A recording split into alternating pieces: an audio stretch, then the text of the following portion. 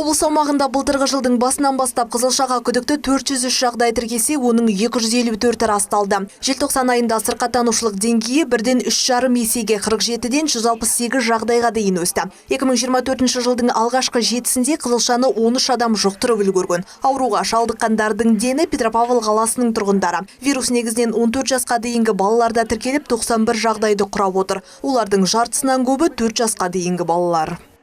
Әлеуметтік кәсіптік құрылым бойынша жағдайлардың ең көп саны балабақша мен мектепке бармайтын балалар арасында тіркелді. 66 жағдайды құрайды. Әскери қызметшілер арасында 72 жағдай тіркеледі. Вакцина деңгейі бойынша азаматтардың 82% қызылшаға қарсы егілмеген. Негізінен бұл азаматтар вакцина алған-алмағандары белгісіз, ал басқалары профилактикалық егуден бас тартқан.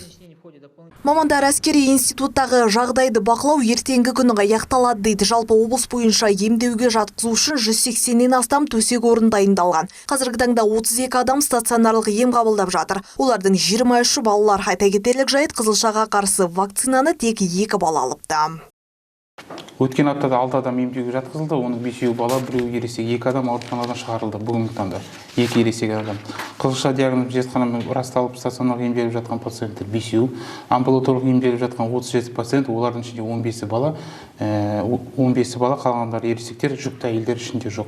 Амбулаторлық бақылаудан алынып тастағандар 9 азамат, қызылша энцефалитін пневмония тіркелген жоқ. Бүгінгі күні облыста қызылшаға қарсы қосымша жаппай иммундау нәтижесінде 16 мыңға жуық адам вакцина алды.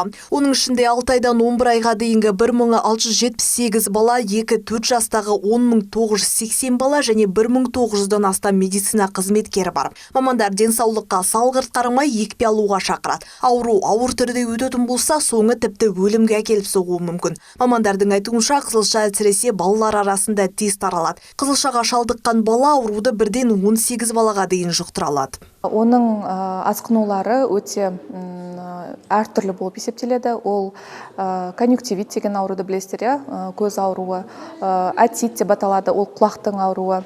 Ең жиі кездесетін ол пневмония ауруы, және өте аз, бірақ та өте қауіпті ол энцефалиттер, мидың қабынуы, және панэнцефалиттер толық түрде бас миының зақымдануына алып келетін аурулар болып табылады.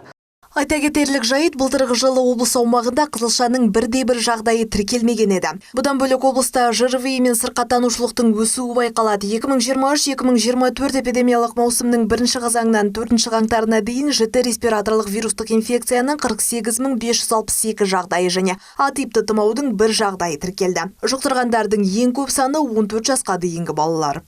Дана Асылханқызы, Азамат Елубаев, Первый Северный телеарнасы.